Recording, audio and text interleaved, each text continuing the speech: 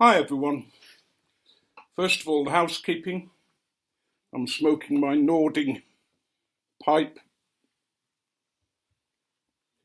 which I oiled with olive oil, and it's now beginning to colour up also from the smoking. And in it I have shortcut to mushrooms.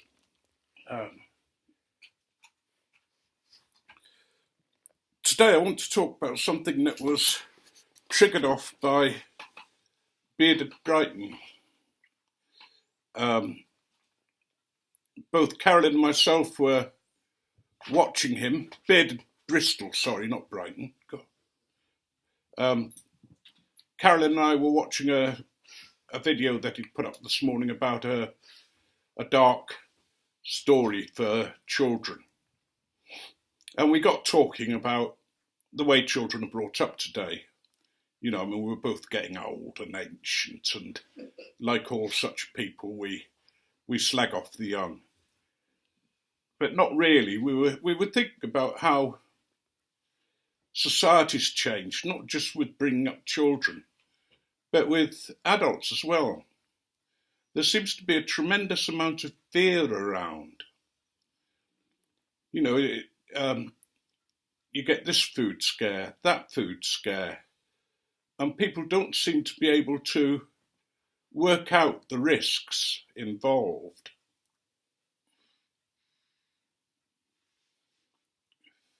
So what do? They stop eating that particular food without really understanding whether the risk is great or not. And there are several sort of papers or magazines or advertisements that constantly bring out the fears. And it's the same with children. We try and protect them from things that might go wrong. We protect them from all sorts of things in all sorts of peculiar ways. Whereas when I went out to play, I was told to come in before it got dark, or told to come in by such and such a time. And that was it. I was left to play out. If there was any danger around, I might be warned about it, but we were streetwise as kids. We knew what was risky and what wasn't. We knew the people to avoid, in some ways, because we talked about them at school.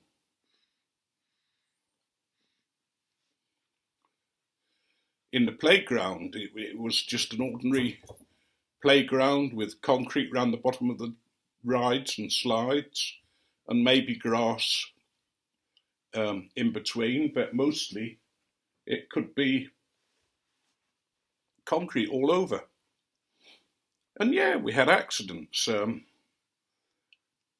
could remember falling off one thing and splitting my lip right down, and sort of there was a cafe on the site, so I went there, and the manager took me up to the hospital and sort of got me seen to and brought me back, and that's the way people were.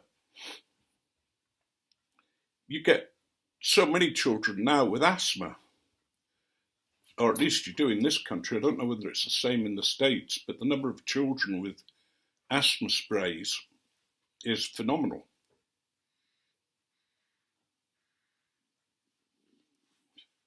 And various allergies. And I'm sure it's because they haven't eaten a peck of dirt.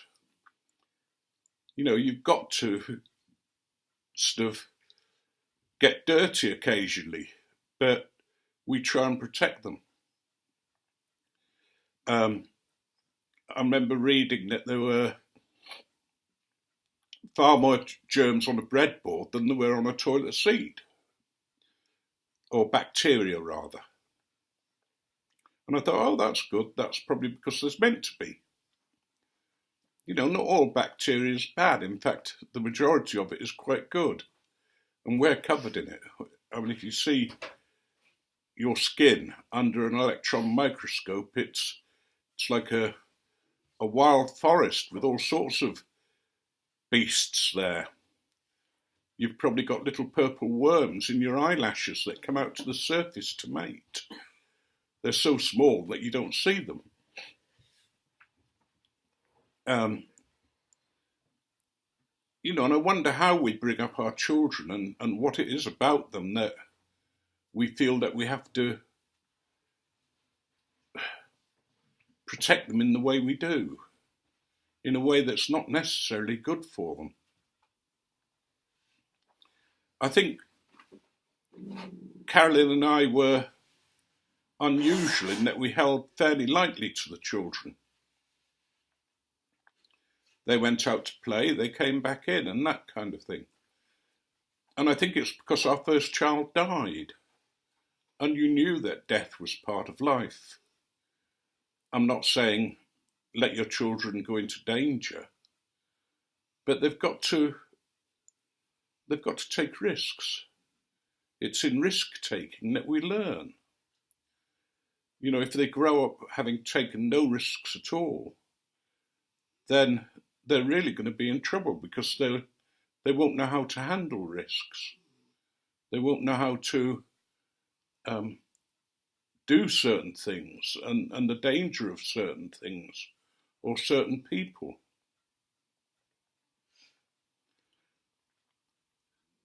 I mean, the story that Bearded Bristol told was of this little girl who burnt to death because she lit matches and played with matches. And Carolyn was saying that at one time, parents would hold a child's hand near the fire so that they knew that it was hot and to, not to go near it. I'm not suggesting they do that now. She's just said she's not suggesting they do that now. I don't know. My medicine says keep away from children. I've been trying to keep away from them for years, but it doesn't seem to work. They're everywhere. But, you wouldn't want to be cruel to a child, but you need to let them have a life that's commensurate with their age. As they get older, they take more risks. They learn to ride a bike by falling off. They learn to swim by going under the water and choking occasionally. When I think how long it took me to learn to swim, I swallowed gallons of seawater. And you get complaints about what the school's doing or what it isn't doing. In England, they're not allowed to play conkers anymore with horse chestnuts. Boys' games that used to be rough and tumble games are now banned. There used to be a game called British Bulldog, which is now too dangerous, and games that involved sort of piling into each other in a heap somewhere. And it's the same with governments. Our government's making decisions for us based on a nanny state. They don't trust us to do things that we want or to know the risks. And so then certain things are banned. You get a criminal using a knife, so they ban knives from ordinary people, which is absolutely silly.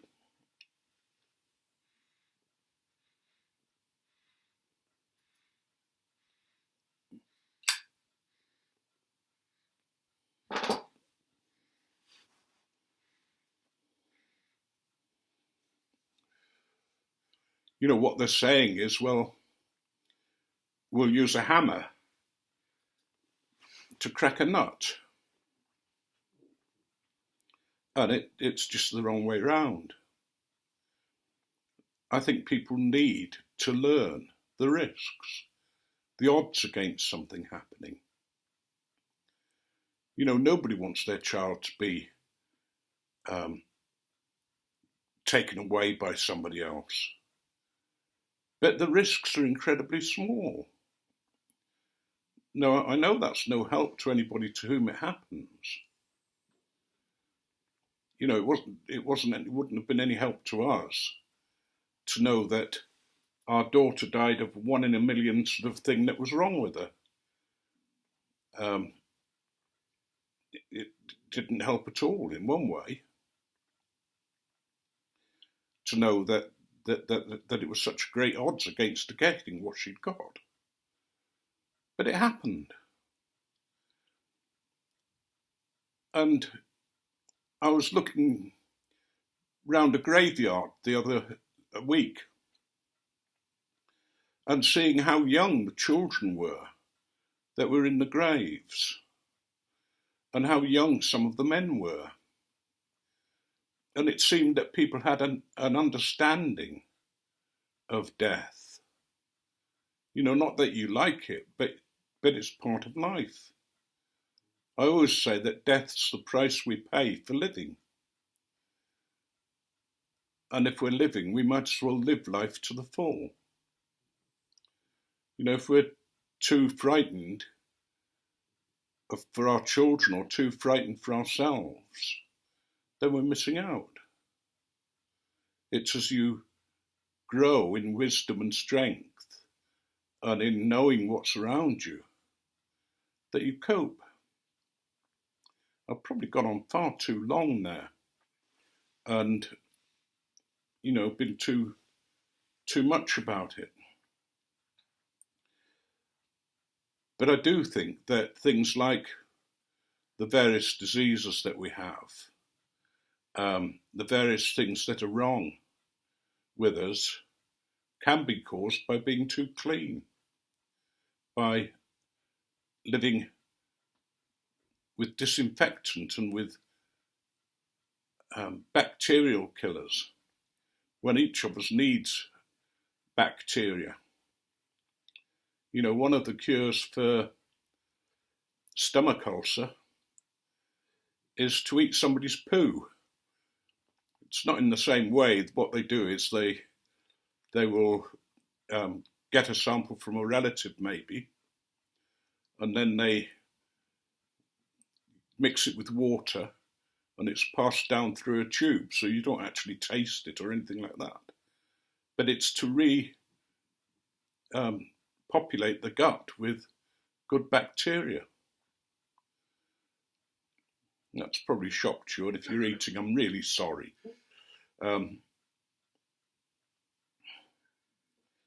So I just sort of think it's important that each of us learns to take risks. Each of us learns what it means when somebody says you can get such and such a thing from eating eggs. Yeah, you can, but it's rare. If you're pregnant, then don't eat raw eggs. If you're suffering from an illness, then take care. But if you're healthy, there ain't going to be much that happens to you. But anyway, I shall leave it there and I shall end with a little joke. A man's sort of stuck on the toilet. He goes to the toilet and he's been there quite a while. Then he shouts down to his wife, "Darling, darling, can you hear me? Can you do something for me?" And she shouts up, "What's happened? Have you run out of toilet paper?" And he says, "No. Could you restart the router, please?"